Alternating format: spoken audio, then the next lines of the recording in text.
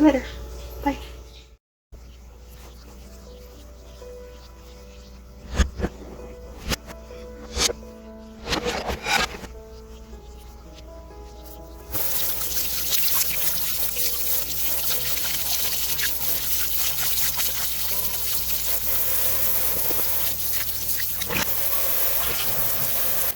Shortly after I published my book, I got an email. It said, "Your book was the only thing that saved me from suicide. You saved my life." Now, my book is about how to clean, so that seems kind of weird, right? But what if a new philosophy on cleaning could teach us a better approach to mental health? I'm not an interior designer or a lifestyle influencer. I'm just a therapist with ADHD. And in February of 2020, I had my second baby. Because with the first one, I had some postpartum anxiety, and my husband had just taken a very demanding job that was going to keep him busy, I developed a meticulous postpartum plan for myself. My family would rotate in shifts for the first 60 days. The cleaning crew would come once a month. The new moms group would drop off dinners, and my toddler would go to preschool. I was so proud of this plan, and it ended before it even began. Because February of 2020 is when the COVID lockdowns happened, and all of that support disappeared overnight. In a blur, my days turned into breastfeeding difficulties, toddler meltdowns, and depression. The dishes stayed in the sink for days. The laundry pile reached impressive heights, and there was often not a path to walk from room to room. And when I should have been catching up on sleep, I would lay in bed at night and think to myself, I'm failing. Maybe I'm not capable of being a good mom to 2 kids. I decided to post a joke video on TikTok one day about my house-turned disaster. Some funny shots of my clutter and my dishes and my enchilada pan to a nice beat. Sort of a laugh to keep from cry situation, surely. And I got a comment. Lazy. Yeah, that stung. But I must be a glutton for punishment because I kept posting videos about my messy house. Video after video of all of the weird tips and tricks that I was using to try and get it back in order while managing my feelings of being overwhelmed. And I braced myself for more criticism. But what happened was entirely different. In the comment sections of my videos, hundreds of stories came rolling in. Stories like Amanda, who after losing her baby in the second trimester was standing frozen at her sink because she forgot how to wash dishes. Stories like Lula, whose chronic health problems and depression made it difficult for her to brush her teeth. Story after story of people with depression, ADHD, autism, burnout, bereavement, all struggling with these daily tasks. And it might seem odd to some of you that someone could struggle with tasks that are so simple. But are they simple? Let's think about what really goes into something like laundry. Everyone picture your laundry pile right now, okay? How many clean clothes do you have left right now? Can you wash tomorrow or must it be today? Do you need to prioritize, pre-sort, pre-treat anything? Did you grow up with anybody that taught you how to do that? You're out of laundry detergent. If you work 3 jobs, when are you going to get to the store next? And if you get there, can you afford it? And if you can afford it, which one you choose? And you get it all home, get it in there. Now pick a setting. Which one? I don't know. Google it. By the way, you have memory problems, so you'll remember that wash in about 3 days when it's mildewed into the washer. It's okay. Just rewash it, okay, and get it into the dryer. You'll forget that too, and it'll wrinkle. Now dry it again. Now all you have to do is get it out and fold it. But also you have 3 small children, and those 3 small children haven't given you a moment alone in quite some time. And when you finally get that moment, you have to decide, are you going to finish the laundry? Are you going to eat a sandwich? Are you going to take a nap? Time's up. You didn't do any of it. You stared at the wall. You have decision fatigue because the burden of carrying a home all by yourself has burnt you out. You see, for some of you, all of the steps and the skills that go into care tasks run on autopilot. But for millions of people, the autopilot is broken. And what's worse, what if you had to do all of that when your mom just died? Or your job just fired you? Or you're using every ounce of strength that you have to just not kill yourself today? If you have access to therapy, it's unlikely your therapist will ever ask you about your laundry. I've worked in mental health for about a decade. I've been in therapy even longer. And the only time I ever had a provider talk to me about things like cooking and cleaning and brushing my teeth was when I was in a psych hospital as a teenager. Yet here were hundreds of thousands of people in my comment sections telling me that these daily care tasks were a major pain point in their life. And so I started to wonder, what if we started here. What if we started with these care tasks? Could making daily tasks easier improve mental health quicker? In the 2 years that I've been posting and writing about the intersection of mental health and care tasks, I've come up with a philosophy that does just this. And it all starts with one simple idea. Cooking, cleaning, laundry, it doesn't make you a good person or a bad person. Listen to me. Care tasks are morally neutral. Now, I know that if you've been watching Martha Stewart for decades and scrolling the perfect Pinterest aesthetic every day, that it can feel like struggling with these tasks is a moral failure. Like it's because we're lazy, or we're irresponsible, or we're immature. But having an organized closet doesn't make you a success. And living out of a pile of laundry on the floor doesn't make you a failure. You know where the shirt you want to wear is, it might take you a bit of sifting to find it. The truth is, it's not about morality.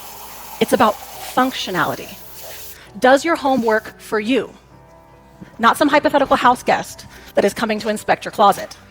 I mentioned Amanda, who had lost her baby and forgot how to wash dishes. She told me that when her husband would go to work, she would lay on the floor next to the empty crib and say to herself, what can I bring to my family if I can't even wash dishes? But that changed when she began to see care tasks as morally neutral. All of a sudden, the dishes in the sink weren't representations of her failure as a wife, but instead she would look at the pile and think to herself, what do I need to function tomorrow morning? And then pull 2 coffee cups out of the pile to wash. She had her coffee the next morning, and it was a little bit easier to get up off the floor. When we liberate ourselves from the idea that we are a good person or a bad person with care tasks, we can stop thinking about the right way to do things, about the way that things should be done, and instead start thinking about what we can do with our current barriers to improve our quality of life today. And this is the fun part, because you get to customize a life that works for you. When Lula realized that her problems with brushing her teeth were not moral failings, she gained the confidence to speak to her dental hygienist. And together, they came up with solutions that work around her barriers. She now relies on pre-pasted disposable toothbrushes that she keeps in her desk, floss she keeps in the living room, and a no-rinse prescription toothpaste. Because by breaking down the component parts of a dental hygiene routine and ensuring that each step was accessible to her mental and physical needs, for the first time in a year, she's done every step in that routine for 2 weeks straight. She says that now that her teeth are clean, she's a little less stressed about tomorrow's problems.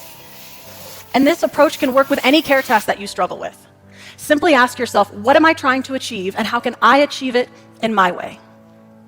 In a rare moment of folding clothes, I looked down at the baby onesie that I was folding, and I thought to myself, why am I folding this?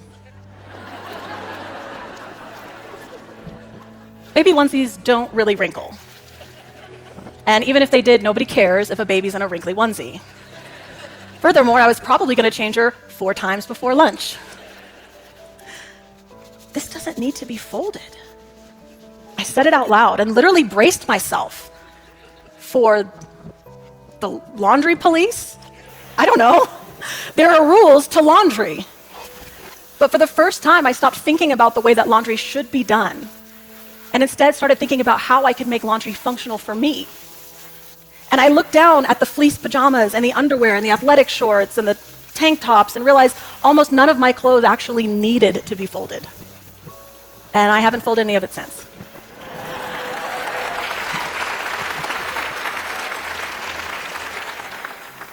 I moved all of my family's clothes into one closet off the laundry room, and now I just toss things into organized bins unfolded. My new motto is good enough is perfect. And everything worth doing is worth doing half-assed. You have to give yourself permission to do a little, to do it with shortcuts, to do it while breaking all of the rules, and replace that inner voice that says, I'm failing, with one that says, I'm having a hard time right now. And people who are having a hard time deserve compassion. If it's too hard to shower today, grab the baby wipes. It may not be the normal way to do it, but you deserve to be clean. If it's too hard to cook dinner, get paper plates. Heat up something frozen. You'll go back to cooking and washing another day, but the day is not today. And in the meantime, you deserve to eat. If you're too depressed to do your dishes, get a 2-gallon Ziploc bag and keep it in your bedroom, because if you put a dirty plate into a 2-gallon Ziploc bag and seal it, it will keep the bugs away. And it'll be there for you when you're ready to go back to the kitchen. Because you deserve a sanitary environment, even if you can't get out of bed. I could share with you hundreds of other genius solutions that people have come up with once they embrace the idea that care tasks are morally neutral. In my experience, people will exhibit mind-blowing creativity when they are only taught how to speak compassionately to themselves.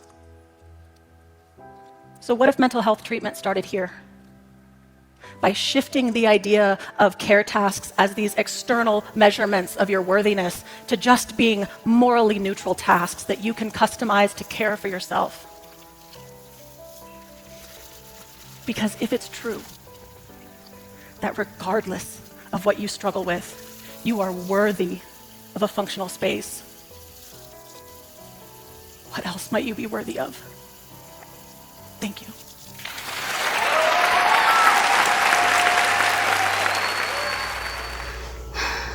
If I planned this video the way I think I'm going to